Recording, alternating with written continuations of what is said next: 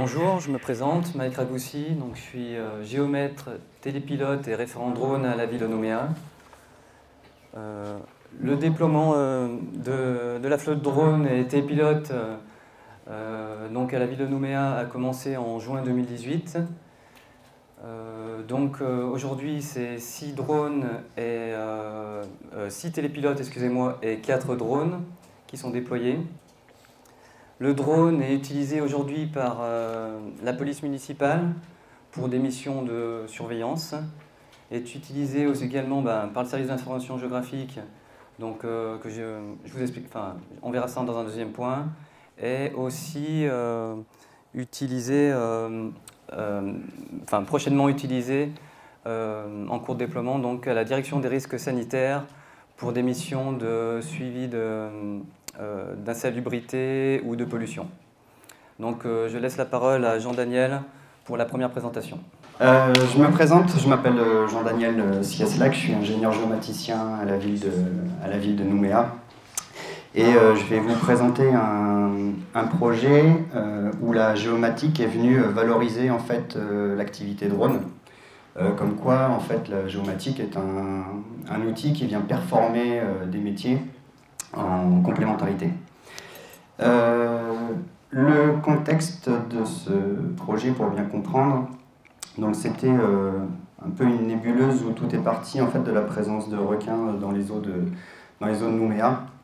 Il s'est avéré qu'il y avait un risque fondamental pour la population et donc la ville s'est impliquée de par sa gestion en fait, de la bande des 300 mètres, la bande littorale des 300 mètres, et de par son pouvoir de police dans la sécurité civile, sanitaire et dans les activités nautiques. Le but était de mener des alertes et des levées de doute pour la population. Et ensuite, l'exécutif en fait, a sollicité le SIG pour venir en appui des équipes, notamment de pompiers, des surveillants des zones de baignade, venir en appui avec de l'observation drone. Et du coup, profitant de cette sollicitation, le SIG a été force de proposition pour mettre en place un tableau de suivi et valoriser, capitaliser en fait, toutes les missions drone qui ont été faites sur le terrain. Donc là, dans ce cadre de ce projet, je vais vous faire comme une sorte de retour d'expérience de ce qui a été mis en place comme outil auprès des agents de la ville qui étaient en charge de l'observation liée au risque requin. Donc on a bien une triptyque là dans ce contexte, requin, drone et tableau de suivi. Alors au lancement du projet, l'idée était de capitaliser et valoriser l'information. Le pilier en fait, du projet repose sur 4 éléments. Le premier fondamental, c'est les besoins. Il a fallu bien les comprendre et aboutir à l'idée que le besoin fondamental, c'était le reporting pour la hiérarchie et l'exécutif des équipes qui étaient sur le terrain. Donc il fallait quantifier les actions, il fallait spatialiser, il fallait qualifier aussi les missions.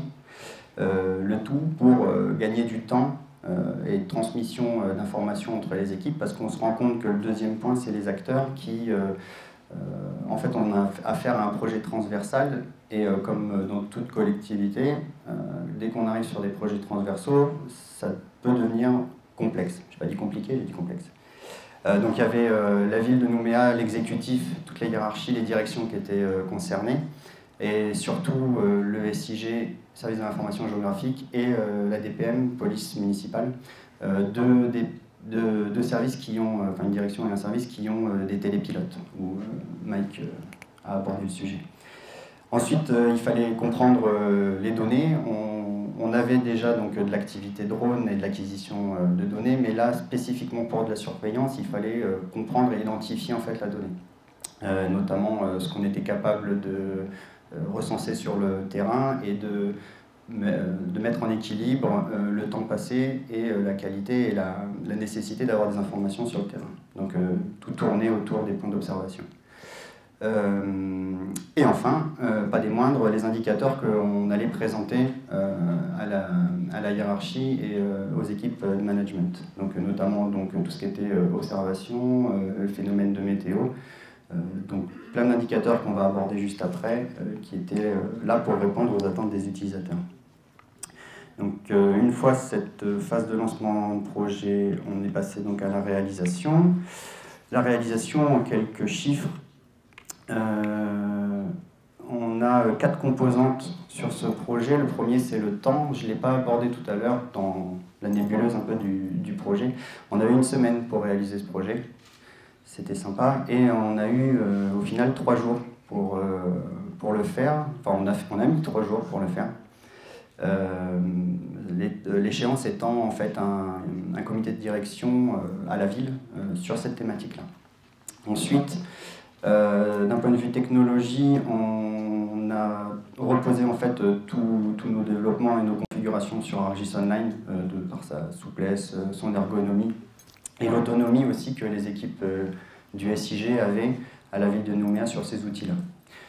2 types d'outils ont été configurés, je vais vous les présenter juste après. Et troisième point, donc la gestion des comptes utilisateurs. On a fait face à 2 types d'utilisateurs dans ce projet. On avait d'un côté les viewers, donc les utilisateurs, ceux qui venaient consommer l'information, donc plus l'exécutif et les équipes de management. Et d'un autre côté, les créateurs de données, et notamment les équipes de télépilotes. Sur ArcGIS Online, la gestion des comptes est relativement rapide et simplifiée. Et à titre d'information, on a créé 15 accès à un groupe dédié sur cette thématique de surveillance liée au risque requin.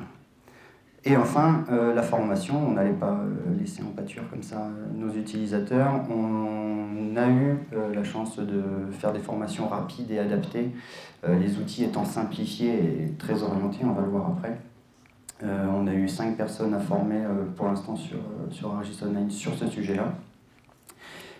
Et encore une fois, ArcGIS Online nous a simplifié et nous a permis de réduire les temps le temps à passer sur ce volet formation.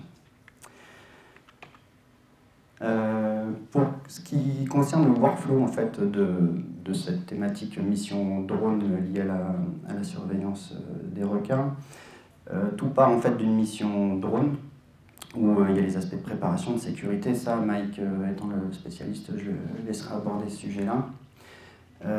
Ensuite arrive la saisie de ces données. Donc, on saisit la donnée qui était récupérée sur le terrain. C'est un outil que je développe juste après. Ensuite, il y a la phase d'analyse. Donc là, on arrive sur le tableau de suivi où on met à disposition en fait, des indicateurs à l'exécutif et aux équipes de management afin qu'ils visualisent en fait, les missions qui ont été réalisées et qu'ils puissent avoir tous les outils en main pour interpréter et aborder cette phase de décision qui découle ensuite du prévisionnel. Donc c'est la validation du planning des équipes de télépilotes. Et en fait on arrive sur un cercle vertueux où les missions drone apportent de la donnée, les données apportent de l'analyse, et ces analyses permettent de rectifier le prévisionnel et les missions terrain. J'en profite pour dire que cet outil et toute cette démarche n'est pas scientifique. C'est un outil collaboratif à l'échelle de la ville pour manager en fait, les équipes de télépilotes et avoir des indicateurs sur les missions qui sont réalisées. Tout d'abord, l'outil de saisie il nous a permis donc, de créer, d'apporter des modifications sur les données, de renseigner les attributs, d'importer aussi des images ou des vidéos. L'outil a été réalisé sous Web App Builder sur la plateforme ArcGIS Online. Voici une liste non figée des attributs qui sont susceptibles d'être renseignés par les opérateurs. Donc à savoir les observateurs, les dates, les secteurs qui sont visités, s'il y a de la présence de requins ou pas, le comportement, certaines remarques, la visibilité qui a trait à la météo rencontrée lors de l'observation et enfin les photos et vidéos. Comment se présente l'application? C'est très simple, je vais passer rapidement dessus. On a un premier outil qui permet de filtrer et d'alléger en fait, la carte lors de la saisie, qui nous permet en fait, de filtrer sur les observations, soit de la semaine passée, soit du mois en cours, soit sur la plage temporelle qui intéresse l'opérateur. Et enfin, l'outil de saisie qui permet de créer donc une nouvelle observation. Le point d'entrée étant, est-ce que sur l'observation, il y a eu la rencontre d'un requin ou pas. Et ensuite, une fenêtre qui permet à l'utilisateur de renseigner toute une série d'attributs, soit par liste déroulante, soit en fonction du type d'attributs rencontrés. Donc ça, c'est le premier outil relativement simple pour la saisie. On arrive sur le dashboard, donc l'outil de suivi qui est dédié aux équipes de management et à l'exécutif. Il a été développé sous Operation Dashboard sur la plateforme Argus Online. Permet de visualiser, de comprendre, d'analyser et de partager aussi l'information au sein du groupe. Alors, comment se compose le dashboard? Je vais vous faire passer une petite vidéo juste ensuite.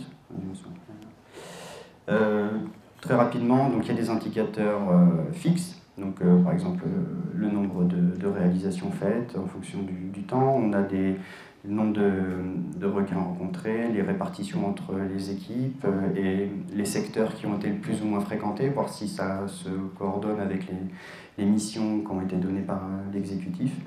On a aussi une vue globale sur les visibilités et la météo, une frise temporelle sur l'ensemble des interventions qui ont été réalisées, déclinées par équipe, et un planning prévisionnel de la semaine qui va arriver. Donc afin d'anticiper et d'avoir une visibilité sur les actions qui vont être menées par les équipes. Pardon. Alors ce dashboard est interactif. Parfait. Donc voilà, on peut survoler tous les indicateurs, avoir les informations qu'on veut. Là, c'est sur les différents secteurs et leur représentativité en termes d'observations qui ont été menées sur le terrain.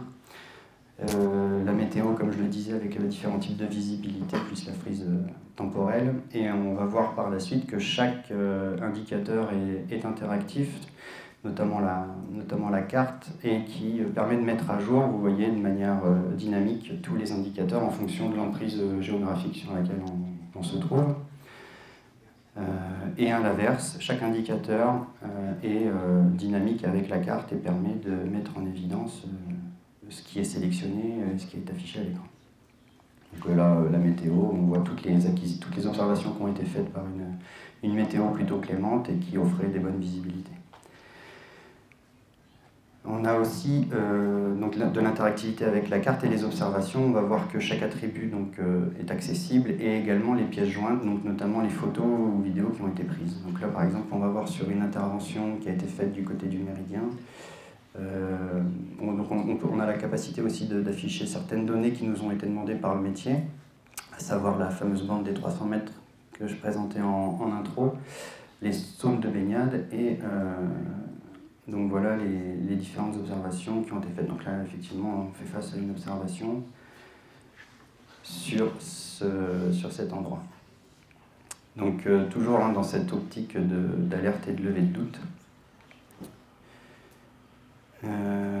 Et on revient donc à un point de vue. On revient donc à notre dashboard global.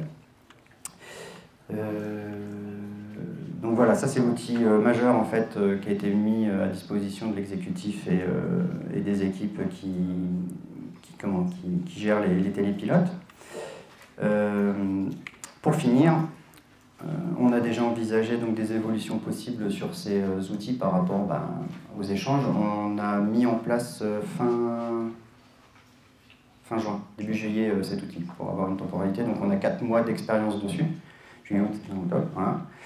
Et au niveau des évolutions possibles, donc on s'est déjà penché sur l'aide à la saisie pour faciliter le travail des opérateurs avec de l'automatisation et de la saisie conditionnelle sur l'outil de saisie.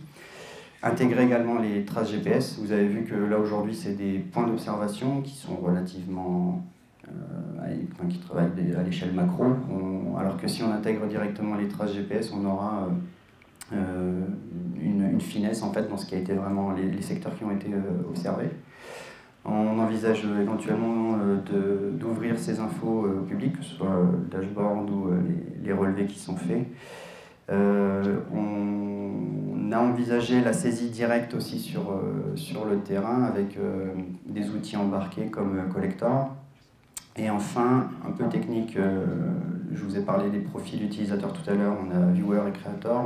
On se penche en tout cas sur la possibilité d'intégrer sur notre plateforme Markgis Online le profil Fieldworker. Ça peut parler à certains, qui est plus adapté en fait pour des gens qui manipulent et qui créent de la donnée, et qui est un peu plus limitant que le profil créateur.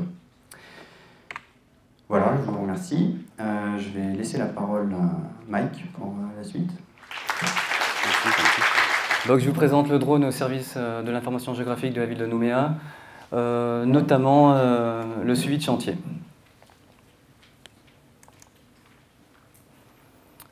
Donc le drone au service de l'information géographique, c'est 2 télépilotes et 2 observateurs.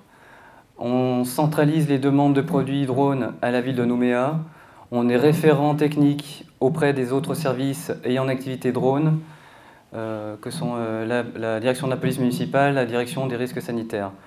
On est aussi garant du maintien de compétences pratiques et théoriques des télépilotes. Nos missions, alors c'est la surveillance, enfin nos missions principales, la surveillance de l'état des installations, support de communication, aide à la décision avant projet, du suivi de chantier, de la surveillance foncière, récollement et suivi de trait de côte.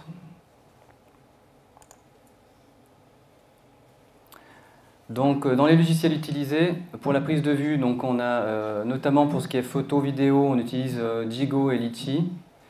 Pour l'orthophoto, plutôt Piscadé Capture et MapPilot. Pour le traitement, donc le traitement de l'orthophoto se fait sur Piscadé. On utilise aussi ArcGIS Pro et ArcMap. La suite Autodesk, AutoCAD et Recap, notamment pour le traitement des nuages de points. Et aussi la suite Adobe, Photoshop et Lightroom, très utilisés pour la retouche photo. Notre matériel, donc c'est un Phantom 4 Pro, donc 1,4 kg, 30 minutes d'autonomie, enfin plutôt 20-25 minutes suivant les conditions et puis disons la sécurité avant de revenir, qu'on n'attend pas qu'il tombe. La vitesse max 72 km/h. Capteur de 20 mégapixels, on peut faire de la vidéo 4K. Le positionnement satellite, donc c'est du GPS et du GLONASS.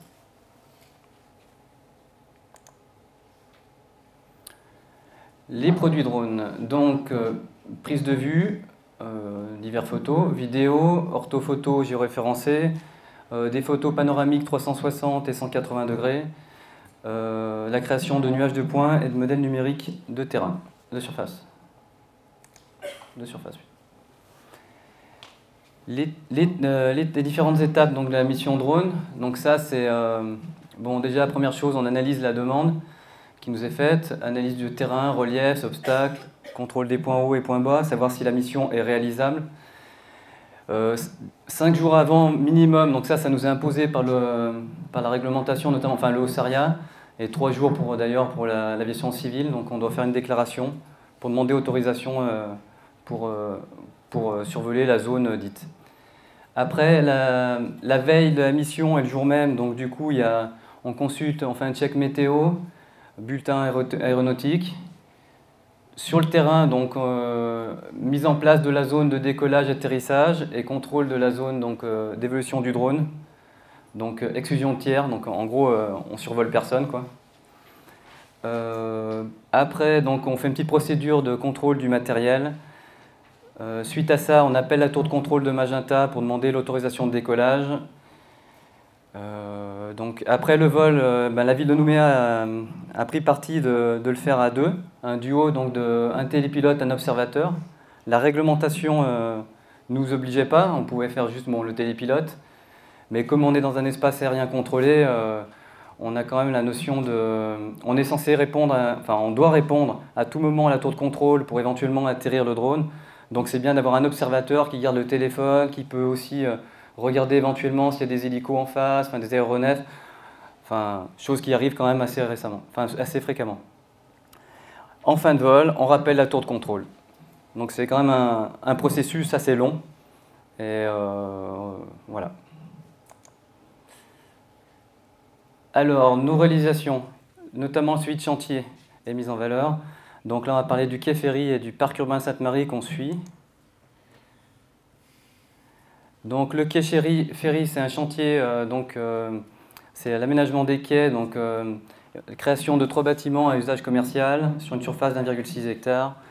Donc le chantier est suivi depuis juin 2018.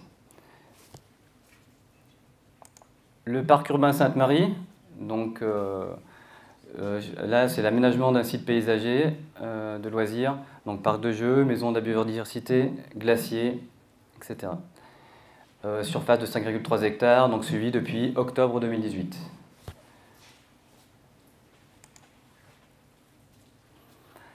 Alors, dans le suivi de chantier, nos missions, c'est avant tout donc, la surveillance de l'état des travaux.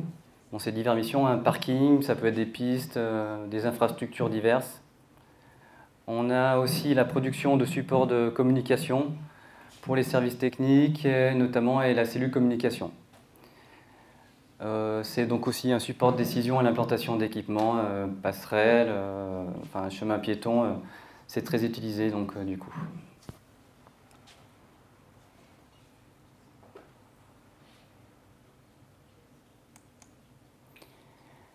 Je vais vous parler de l'orthophoto. L'orthophoto, donc voilà.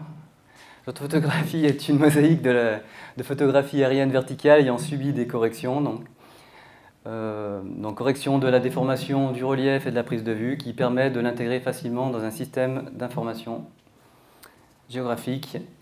Voilà.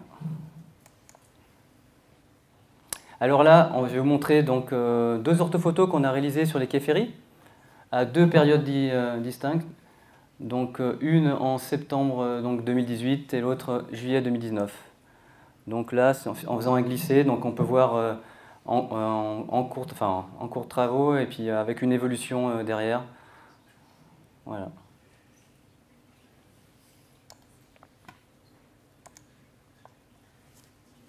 Alors, les étapes de l'orthophotographie. 1. La stéréopréparation.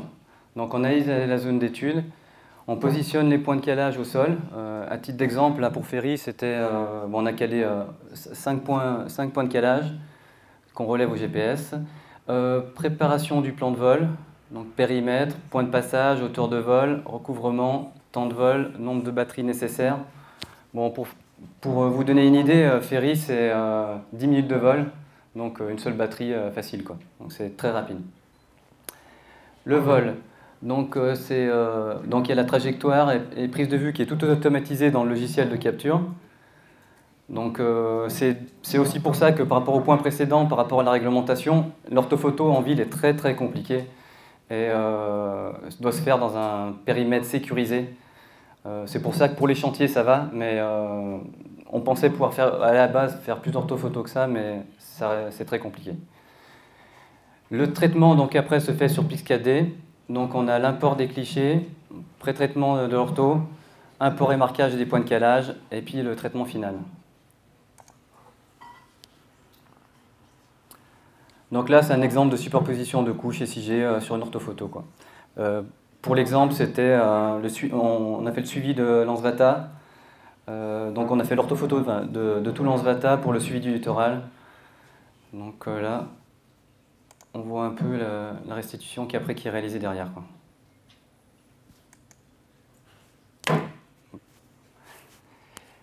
Donc là, c'est un exemple de visite 3D. Donc là, dans cette visite 3D, justement, on voit l'évolution. C'est 3 visites finalement qui sont à la suite, qu'on a créées dans un nuage de points. Donc on voit l'évolution là du chantier. Au départ, chantier, voilà. Après, on voit les aires aménagées là qui petit à petit l'évolution, quoi. Le parking, à droite, vous allez voir la création du nouveau parking, la maison de la biodiversité. Voilà. Donc ça, c'est des visites qui sont faciles à faire pour nous. La méthode, donc c'est une mission de prise de vue, hein, comme la même qu'on sert pour l'orthophoto. Réalisation d'un nuage de points, 3D sous Piscadé, création de la vidéo d'un vol dans le nuage de points.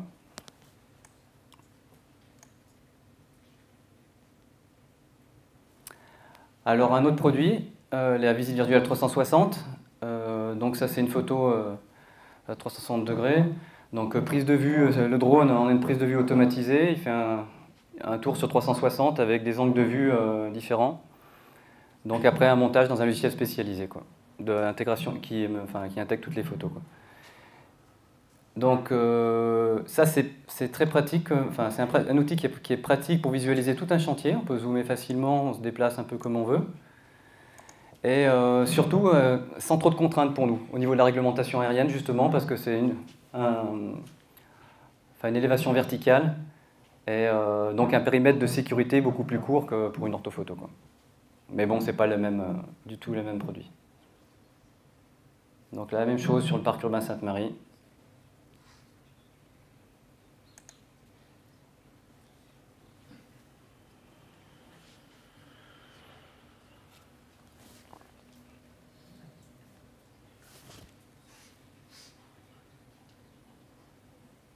Donc voilà les différentes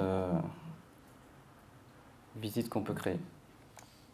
Je rebondis juste sur on a parlé de la surveillance requin tout à l'heure pour vous dire que d'un point de vue aussi surveillance, on a quand même une bonne visibilité avec le drone dans les bonnes conditions, quoi. Voilà.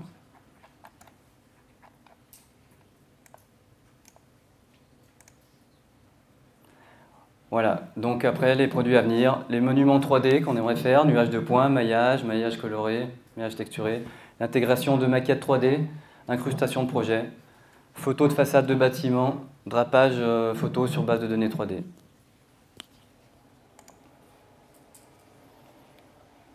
Je vous remercie.